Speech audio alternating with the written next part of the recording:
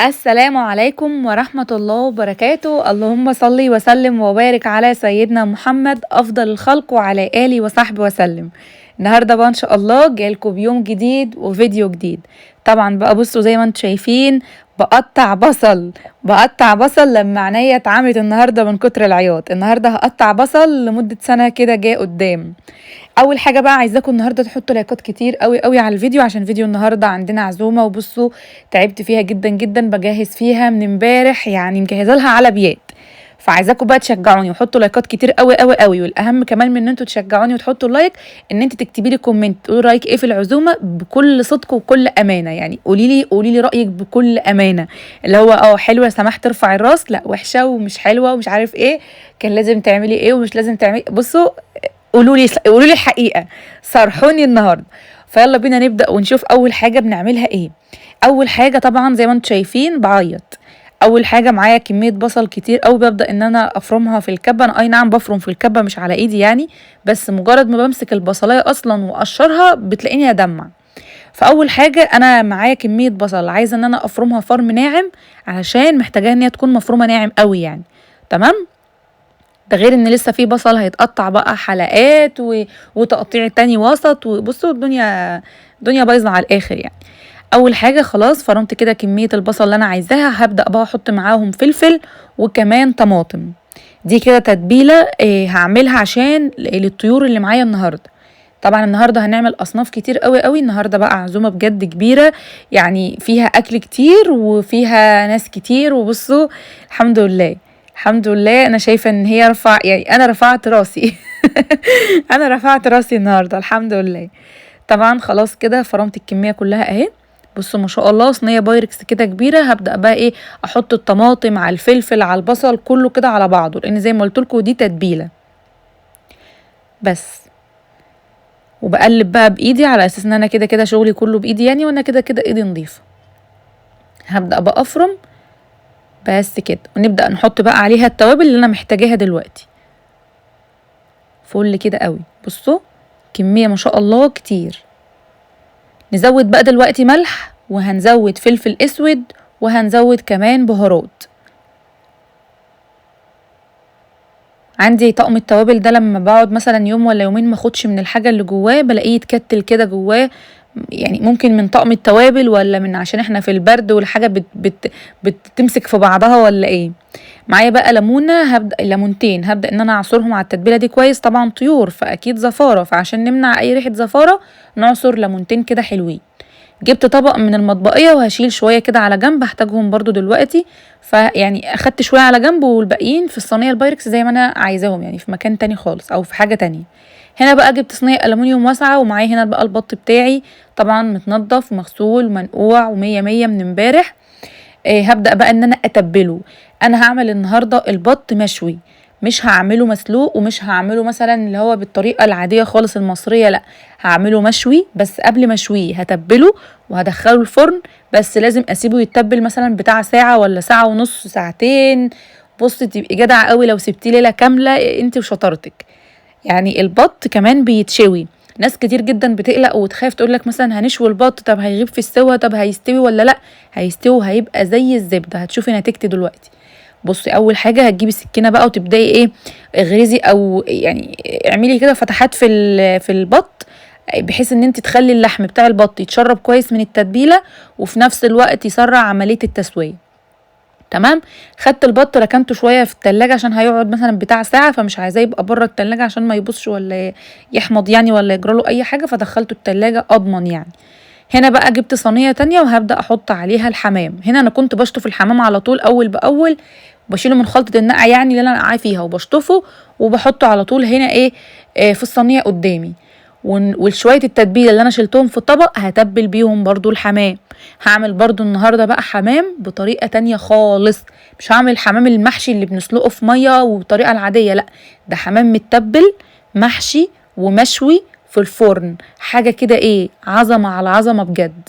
هبدا بس اتبل الحمام اللي معايا كويس. ايا كانت الكميه اللي معاكي ايه، امسكي الحمام تبليه بطماطم وملح وفلفل وليمون وبصل ودعاكي كله كده بايدك زي ما انا عملت. حط عليهم شويه بهارات، وبرده هنركن الحمام شويه.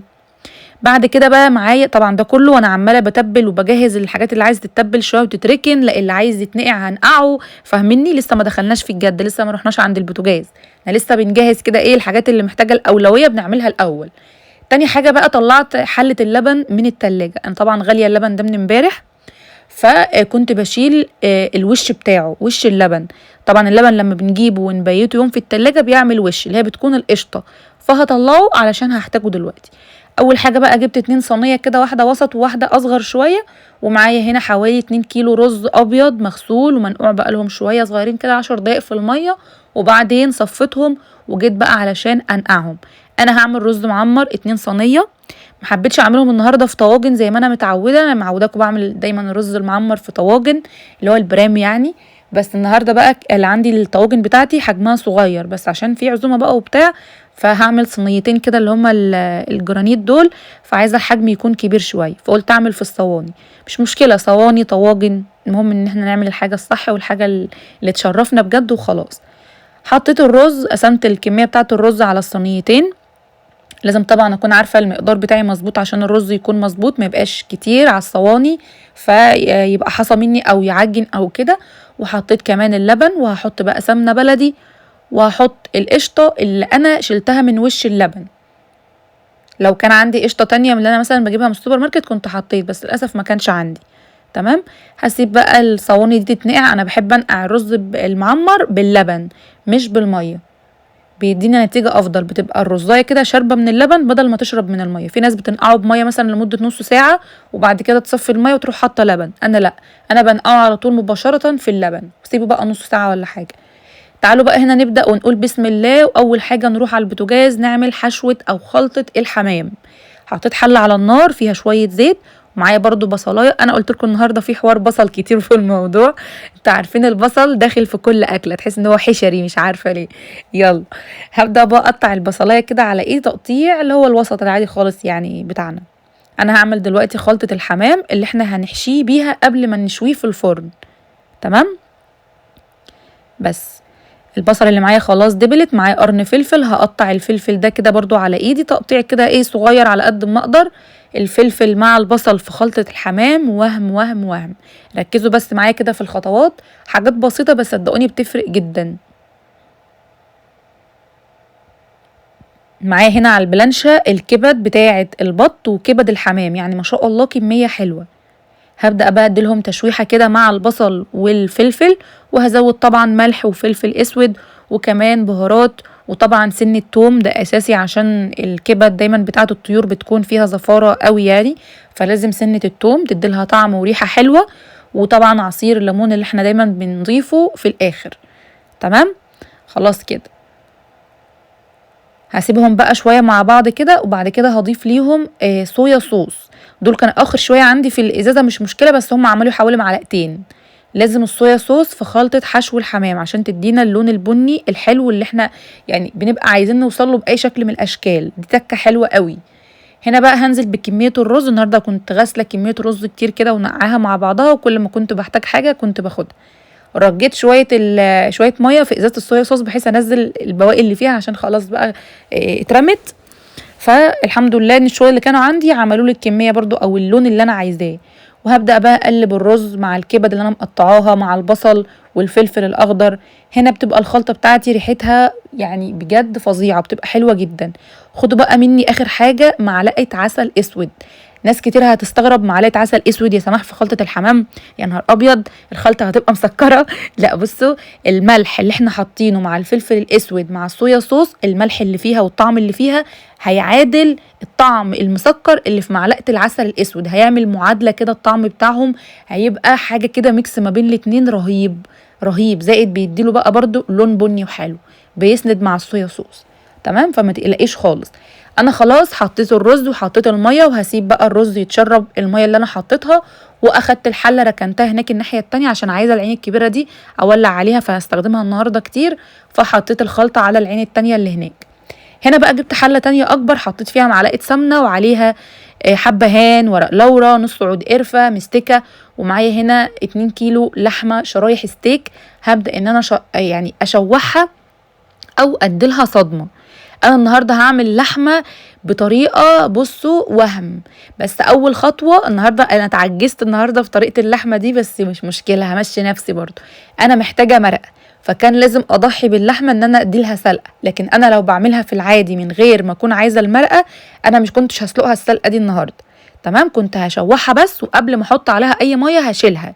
تمام، ركزوا بس معايا. اول حاجه انا بشوح بقى اللحمه وبديلها صدمه ولون من على الجنبين فوق وتحت في معلقه السمنه البلدي والمستكه بقى والحبهان وورق اللورا وعود القرفه اللي انا حطيته، عشان بس اللحمه يبقى ريحتها حلوه وطعمها كمان حلو. هزود بقى عليها فلفل اسود على الوشين اهي، كاني بتبلها خالص. لو انت بقى هتكتفي بالحته دي هتخلي اللحمه بس تتشوح وبعدين تطفي النار وتشيليها طالما انت مش محتاجه مرقه. لكن انا عشان محتاجه مرقه هحط عليها شويه ميه، واول ما تبدا تغلي كده وتطلع المرقه بتاعتها هروح شايله منها اللحمه وخلاص، ابقى انا خدت المرقه وفي نفس الوقت اللحمه غلت معايا غلوتين، فتبقى سرعت معايا التسويه بتاعتها برضو. تمام. اول ما اللحمه طبعا بتغلي بتطلع كده ريم، لو في اي رغاوي او اي ريم طلعت على الوش على طول بشيلها علشان المرقه بتاعتي تكون صافيه ونظيفه ما يبقاش فيها اي حاجه، واشرب شويه شوربه كده ايه زي الفل. بس كده. وبعد ما اطلع اللحمه بقى ازود شويه ملح عشان احدق الطعم بتاع المرقه بتاعتي. وادي هنا الرز بتاع خلطه الحمام، بصوا خلاص تشرب الميه بتاعته واستوى وبقى طالب ان هو يتحشي. يلا بينا نبدا نحشي. نبدا بقى على طول نحشي الحمام عشان لسه هيدخل الفرن ولسه في مواويل تانية كتير.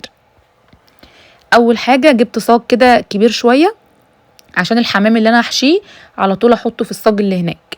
لو انتي بصي اول حاجه هتجيبي الحمامه، اهم حاجه تكون مغسوله طبعا كويس ومتنضفه ومنقوعه، مفيش فيها اي ريحه زفاره، مفيش فيها اي حاجه. وكمان فرغيها. يعني ايه فرغيها؟ طبعا بتاع الفراخ او الفرارجي مش هيعمل لك انت الخطوه دي خالص، انت اللي لازم تعمليها في البيت، علشان احنا دايما بنحب الحمام نحشيه من جوه ومن تحت الجلد، يعني من بطنه ومن تحت الجلد ما بين الوركين بقى والبطن والزور والكلام ده كله. وانتي بتجيبين عند الفرارجي قوليله ما يفتحش الزور، ينضفه بس ما يفتحش الزور. تمام، علشان تشويه وتحشيه الاول طبعا من زوره فيديكي كده شكل حلو. الحمامه تلاقيها ما شاء الله بصوا رقبتها كده محشيه، الزور بتاعها محشي وبطنها وتحت الجلد، فحجمها اصلا يزيد وتبقى ماليه العين كده وشكلها شيك في التقديم اصلا، غير لما تكون محشيه من البطن بس. بصوا شكلها عامل ازاي. فرغيه بقى، يعني ايه؟ هاتي صوابعك زي ما انا بعمل كده وفرغي الجلد، ابعديه عن اللحم عشان لما تيجي تحشيه تعرفي تحشيه ما بين الجلد كده واللحم، بيدي معاكي شكل حلو قوي وبيضاعف حجم الحمامه كمان، وزي ما قلت لك بيبقى شكله شيك في التقديم والحمامه كده حجمها بيزيد. وبعد كده كتفي بقى الحمامه بتاعتك ورجعي الجناحات بتاعتها لورا واحشيها برضو من الصدور وظبطيها كده وخليها اخر حلاوه. هو حشو الحمام اصلا سهل جدا وبسيط ما بياخدش اي وقت، بس في ناس كتير بتستصعبه مش عارفه ليه، رغم ان هو والله يعني عايزه اقول لكم اسهل من حشو حله الكرنب اللي احنا بنحشيها. هو اهم حاجه ما يكونش فيه جلد مقطوع، يعني وانتي بتفرغي الجلد عن اللحم كده خلي بالك عشان صبعك ممكن يقطع الجلد فتيجي تحشيها تلاقيها شكلها مش حلو، ما تنفعش تتحشي يعني، فلازم الحمام كده يكون سليم. هنا بقى خلاص خلصت الحمام اللي معايا كله، حشيته وحطيته في الصاج ورصيته زي ما انتم شايفين، وحطيت عليه حوالي كوبايه ميه سخنه تكون مغليه من الكتل علشان بس تساعد الحمام ان هو يغلي معايا بسرعه في الفرن. ومسخنه الفرن على اعلى درجه حراره 250 درجه، اللي هو اول ما يدخل الفرن يغلي على طول. والحمام ده اصلا شامورد، يعني اللي هو صغير كده مش عارفه بيسموه ايه، اللي هو لسه صغير فبياخدش سوا خالص. هنا بقى يجي دور البط. طبعا البط كبير ومحتاج وقت عشان يستوي، فلازم يدخل الفرن من بدري عشان يلحق يستوى. وانا كمان هشويه، لكن لو هيتسلق هو هيغلي في الميه وهيستوي خلاص، لكن ده هيتشوي. اول حاجه نقلته في صينيه تانية واسعه، لان الصينيه الاولانيه وانا بتبل فيها اصلا ما كنتش واخده راحتي فكانت ضيقه، فلازم انقل في صينيه تانية اكبر شويه. هنا برضو بحط التتبيله اللي كانت باقيه من الحمام.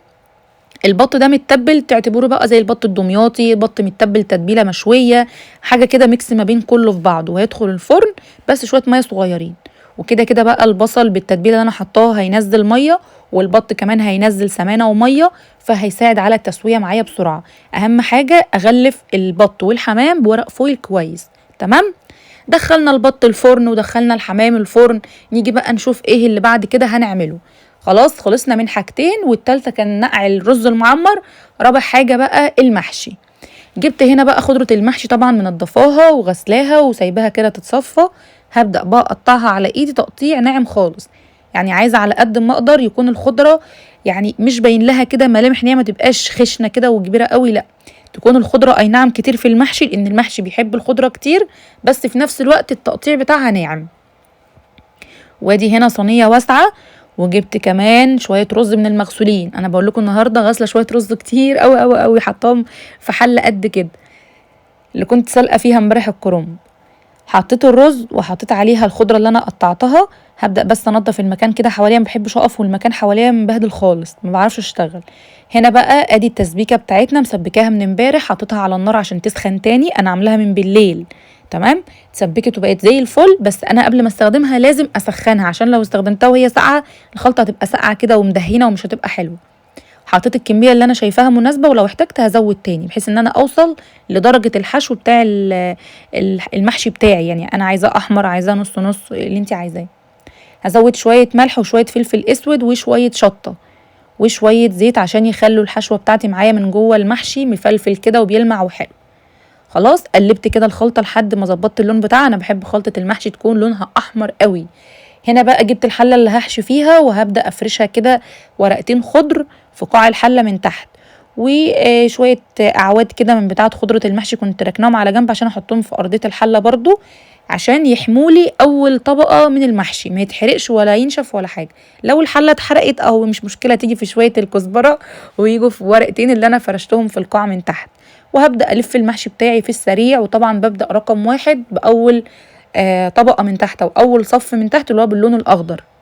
وبعد كده بقى كل ما اطلع فوق بعمل بقى الورق الابيض الورق الابيض، وبلف الحلة كلها في السريع وانا واقفة، بتاخدش مني اي وقت خالص.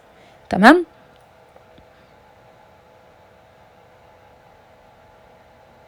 مية مية. بحب ان انا اخلي المحشي بتاعي شوية يكون مشطشط، يعني مش قوي بس شوية صغيرين، بحس ان هو بيظبط معايا الطعم قوي. معرفش اكل المحشي من غير لما يكون في سنة الشطشطة اللي انا بقول لكم عليها دي، مش مشطشط اوفر اللي محدش مثلا يعرف ياكله، لا، سنة كده بسيطة عشان برضو الولاد وكده لو حد اكل منه ما يحسش ان هو حراق عليه وبتاع، فاهمني. طبعا هبدأ بقى الف المحشي كله لحد ما اخلص الحلة بنفس الشكل ده كده.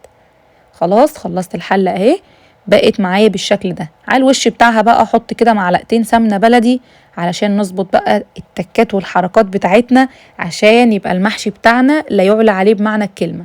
هحط كده شوية سمنة بلدي او يعني حتت سمنة بلدي كده باماكن متفرقة، كده كده لما تحط على النار هتسيح. تمام.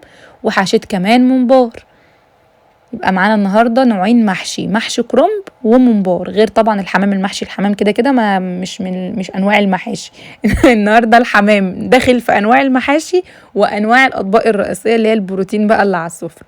هنا بقى شويه سمانه اخدتهم من على البط وهو في الفرن، فتحت ورق الفويل واخدت كده كبشه او كبشتين من السمانه اللي نازله منه علشان احطهم على وش المحشي. وهنا بقى هبدا اظبط المعيار بتاعه من مرقه اللحمه اللي انا سلقتها. كل الليله اللي انا عملتها في اللحمه عشان خاطر شويه المرقه اللي انا هاخدهم للمحشي. متخيلين انا ما بعرفش اعمل المحشي بميه ابدا، ولا ان انا اجيب مكعب مرق ده وادوبه في الميه واعقد بيه او اعاير بيه المحشي، ما بحبوش، لازم اعمله بشوربه بط او شوربه لحمه، اي شوربه المهم يكون شوربه. تمام. عايرت حله المحشي وسبتها بقى تغلي. وهنا حله كبيره وهحط فيها بقى ايه، بصل متقطع كده 4/4، ورق لورا وحبهان فص مستكه ونص عود قرفه. وهسقط بقى الممبار علشان يتسلق ويستوي، لازم برضو يتولع عليه من بدري عشان بيغيب شويه في السوا. نيجي بقى للي بعد كده، معايا بقى ايه، معايا بصل. انا قلت لكم اللحمه هعملها بطريقه حلوه قوي وانتوا شفتوني بسلقها، هي دي يا سماح الطريقه بتاعتك؟ لا طبعا. تعالوا بقى نشوف ايه هي الطريقه. جبت 3 أو 4 بصلات كده كبار، وهبدا اقطعهم حلقات على ايدي. تمام، بس حلقات رقيقه. ومعايا برضو 3 أو 4 قرون فلفل اخضر، ومعايا حبايتين طماطم، كل ده هيتقطع حلقات على ايدي. واحطهم في طاسه او صينيه او جريل، اي حاجه موجوده عندك، المهم ان انت تحطهم على بعضهم كده. ودي بقى هتبقى الوصفه اللي هي المكمله للحمه. هتبقى صينيه لحمه كده بتتبيله سهله قوي وبسيطه. بصوا بعد ما خلصت تقطيع البصل والفلفل والطماطم، هبدا افركهم بايدي وافكك البصل والحلقات اخليها تتفكك كده من بعضها. وهتبل بقى الخضار ده بملح وفلفل اسود وبهارات كمان لحمه. هنا العلبة بتاعة الملح كانت خلاص خلصت، فهزود شوية الملح في الكيس اللي عندي بدل ايه ما كل ما اجي افتح العلبة الاقيها مفيش فيها ملح. تمام كده. هبدأ بقى اتبل كويس قوي قوي قوي بايدي طبعا، وهروح اجيب شويه الصلصه. بصوا دول طبق صلصه اتبقى معايا من الحله بتاعه المحشي، انا رجعت زودت صلصه اصلا ودول اللي اتبقوا، فانا هعمل منهم دلوقتي عصاج، واخدت منهم معلقتين كبار اهو للحمه. بصوا هنا شكل الخضار مع الصلصه بقى عامل ازاي. رحت بس اغسل ايدي وارجع. تعالوا بقى بينا نبدأ نحطها على النار، وقبل ما نحطها على النار نحط عليها كوبايه ميه سخنه عشان طبعا تغلي على نار كده متوسطه او يعني هاديه خالص. هحط الطاسه اللي فيها الخضار ومعاهم كوبايه الميه. اول ما يبداوا يغلوا ههدي النار علشان تبدا الخضار او البصل اللي انا حطاه يتسبك. بصوا شكله بقى عامل ازاي، اتسبك ودبل واستوى. هنا بقى هنجيب صينيه ونحط فيها شرايح اللحمه الستيك بتاعتنا. شيل بس اي ورق لورا واي حبان اي حاجه قبلاني في السكه هشيلها، وهنزل على اللحمه بقى بالخضار اللي انا شوحته وحطيته على النار لحد ما غلى واتسبك. هنزل بيه على اللحمه. خلي بالكم هنا اللحمه لسه بس ايه يعني شويه تسويه صغيرين، لان كده كده اللحمه شرايح ستيك فاللي هي ما بتاخدش وقت، اخدت غلوتين في الشوربه في الميه يعني فدخلت في السوا. وهوزع بقى الخضار اللي انا حطاه بالصلصه على اللحمه، وهدخلها الفرن 10 دقايق بس. تمام. هتاكلي احلى لحمه في حياتك ممكن تاكليها، اقسم بالله فظيعه، طريه كده وجوسي وفيها صوص وجميله قوي وفيها خضار كمان. تاكليها بعيش مكرونه، اعمليها في يوم كده لوحدها من غير اي طريقه، جربيها وتعالي قولي رايك فيها ايه. هنا بقى عملت طبعا عصاج لحمه مفرومه لسه عاملاه دلوقتي حالا، وجبت الصاج الكبير ورصيت فيه نص كميه ورق الجلاش اللي معايا، وعليه الحشو اللحمه المفرومه اللي انا عاملاها، واحط عليها مشكل جبن او ميكس جبن، جبنه موتزاريلا، جبنه شيدر، النوع اللي موجود عندك حطيه، حاجه اللي انت بتحبيها اعمليها. وهبدا اوزع الجبنه بشكل كده متساوي بحيث ما تبقاش في حته فيها وحته ما فيهاش. وهرص بقى باقي الطبقات بتاعه الجلاش. بعد ما رصيت الطبقات التانية اللي فوق طبعا بقسم كمية الجلاش نصين، نص تحت وما بينهم الحشوة والجبن، وما بينهم فوق بقى اخر رص كده واخر صف احط نص الطبقات بتاعت الجلاش التانية. وقبل ما ادخلها الفرن لازم طبعا اقطعها، سواء كانت مربعات او مثلثات لازم تتقطع قبل ما تدخل. ولما تطلع من الفرن ابقى ارجع الف على التقطيع ده تاني، يعني اللي هو ايه ابقى متأكدة ان هو خلاص كل مربع كده بقى سايب من التاني. انا النهارده اللبن اللي كان معايا كله حطيته للبرام المعمر، فهعقد النهارده او هعاير للجلاش بالشوربه، الشوربه اللي انا سلقت فيها اللحمه برضو بيكون حلو قوي. مش هنقف يعني على حاجه، مفيش لبن يبقى شوربه، خلي بالكم بيبقى حلو بالشوربه قوي. مش هزود شوربه كتير عشان العصاج كان فيه برضو صوص كده، فمش هزود معايا عشان ما يبقاش طري. هنا بقى الرز المعمر بتاعنا خلاص استوى، والبط كمان استوى والحمام استوى وطلعتهم. وهبدأ اطلع المعمر بقى عشان ادخل الجلاش. خلي بالكم الفرن مونش، كل حاجه بقيت ايه اللي هو اللي يستوي اطلعه وادخل غيره. تمام. دخلنا خلاص صينيه الجلاش، نجيب بقى الصاج الكبير بتاع الفرن ده نحط فيه شويه زيت كده تحت ونوزعهم. ومعايا بقى هنا البط بصوا استوى اهو وطلع من الفرن وبقى دايب، والله العظيم دايب. اللحم كده بتاعه ساب بص من عند الدبابيس بتاعه الرجلين عامله زي بتاعه الورك، تلاقي اللحمه كده خلاص خشت، ومن عند الجناحات تعرفي ان هو خلاص استوى. هبدا اخد البط كده وارصه في الصاج الكبير ده. انا جبت في الصاج ده عشان يدخل الفرن ويتحمر كله مره واحده، لان الصينيه المدوره دي كانت مغلباني وكان باب الفرن موارب شويه مفتوح. هنا بقى جبت الصلصه اللي متبقيه من حشو المحشي، من خلطه المحشي يعني، وهدهن البط بتاعي كويس قوي. مش قلت لكم البط بتاعنا النهارده هيتروق عليه اخر روقان اهو. تبلناه، وبعد ما تبلناه دخلناه يتشوي في الفرن، بعد ما اتشوى طلعناه تاني عشان ندهنه ونعمل له مساج كده حلو باللون الاحمر ده، وبعد كده نرجع ندخله الفرن ياخد لون يبقى مشوي بمعنى الكلمه. هنا طبعا بعمله شويه حركات بقى بخليه شكله شيك بقى والكلام من ده، عارفين بحب انا الحركات دي قوي. بظبط كده بحط ورق فويل. مالك كان واقف جنبي بيقول يا ماما هو البط رجليه مكسوره وانتي بتجبسيه، كان عمال يتريق عليا، وبقول له لا يا ابني والله انا بعمل شويه حركات بس عشان الشكل النهائي مش اكتر. حطيت كمان رشه زيت عشان الجلد بتاعه ما يتحمرش ويبقاش ناشف يبقى طري. ادي الجلاش بتاعنا خلاص استوى، يا دوب على ما دهنت كده البط وعملت شويه الحركات كان الجلاش استوى. هنطلع بقى الجلاش ونحطه فوق على الرخام وندخل مكانه على طول البط، والشوايه طبعا شغاله بقى فوق وتحت عشان ياخد لون من تحت ومن فوق على طول مع بعضه، ما يغيبش يعني وما ينشفش. بصوا شكله، والله يا جماعه شكله حلو وهو طري قوي قبل ما ياخد لون اصلا. تعالوا بقى هنا نشوف الممبار طبعا خلاص استوى، فلازم بقى نطلعه علشان نبدأ نحمره. بصوا انا خلاص هنا بقى كنت بفنش، اللي هو الرز المعمر طلع، غطيت عليه بورق فويل عشان يفضل سخن. الحمام كان طلع، البط في الفرن بيتحمر، الجلاش كان طلع غطيت عليه برضو عشان يفضل سخن، صينية اللحمة اللي انا حطيتها كانت طلعت. فكل حاجة كانت يعني خلاص بقى، يعني اوشكت على الانتهاء يا جماعة. تعبت النهاردة جدا بجد، بس في الاخر كنت مبسوطة وفرحانة ان الحمد لله رب العالمين عملت اكل بجد يعني يرفع الراس. زائد اللمة الحلوة اللي انا حسيت بيها النهاردة وهم متجمعين عندي، بجد كانت فرحة بمعنى الكلمة والله. ربنا يديم علينا يا رب اللمة الحلوة والقعدة الحلوة مع الناس الطيبين، ويبعد عننا الناس المؤذية يا رب، اللهم امين، انا وانتوا وكل السامعين اجمعين. خلاص كده انا بحاول اطلع الممبار وبصفيه عشان ما يبقاش فيه بتاع ده، ما يبقاش فيه رز. وهنا طبعا القلايه شغاله عشان نحمر على طول اول باول، يعني الفرن شغال والقلايه شغاله. النهارده خلصت الكارت بتاع الكهرباء والله. خلاص بقى حمرت الحمام وبحمر كمان الممبار، حطيت يعني دور كده ودور كده بحيث ان انا اوريكم الاتنين. ما لحقتش احمر النهارده الحمام في الفرن عشان الفرن اصلا كان جيم اوفر، كان بصوا مشغول على الاخر. يلا بينا بقى نبدا نشوف الشكل النهائي للاكل او للسفره بتاعتنا النهارده. اول حاجه ادي البط، شكله، طعمه، ريحته بتحكي عن شكله. انا مهما اتكلم مش هوفلكم النهارده حق الاكل بجد والله. النهارده الاكل بجد بمعنى الكلمه 10/10. انتوا هتشوفوا دلوقتي وتقيموا الاكل بنفسكم. ادي الممبار، الاكل كله متقدم وهو سخن مولع. القلايه اصلا لسه فيها ممبار دلوقتي، انا بقلي وبقدم على طول عشان كلنا كنا قاعدين وكنا هناكل، احنا بنحب دايما الاكل يكون سخن. وادي الصاج ده، تعالوا نبدا نشوف الصاجات دي فيها ايه المتغطيه دي. الاكل كله اول ما كان بيطلع من الفرن بغطي عليه عشان يفضل سخن.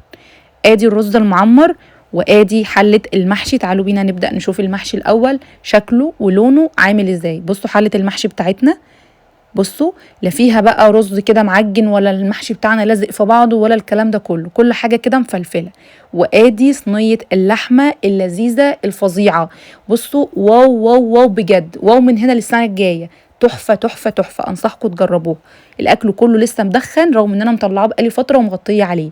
وادي الرز المعمر، كل حاجة كده فل الفل. النهاردة بصراحة الأكل يرفع الراس ويفتح النفس. بصوا آخر شوية ممبار طالعين من القلاية. القلاية بقى بتخلي الحاجة طالعة كده مقرمشة وحلوة قوي، وريحة كلها كانت قلبة الدنيا. وكمان صينية الجلاش بتاعتنا. أنا النهاردة مستنية بقى رأيكم في التعليقات بجد، تقولولي العزومة تجنن وشيك وترفع الراس ولا لا. مستنيه طبعا رايكم في التعليقات. وادي العزومه بتاعتي النهارده، وبالنسبه بقى لاصحاب العزومه اللي كانوا موجودين فيها، ده اللي هتعرفوه في فيديو بكره عشان مصوره النهارده، يعني بعد ما وانا بقدم كده وبناكل مصوره لكم برده فيديو هينزل لكم بكره. اسيبكم بقى في رعايه الله، وحطوا لايك للفيديو، دعوه حلوه من قلبكم. اشوفكم ان شاء الله بكره واعمل انا شويه حركات. مع السلامه.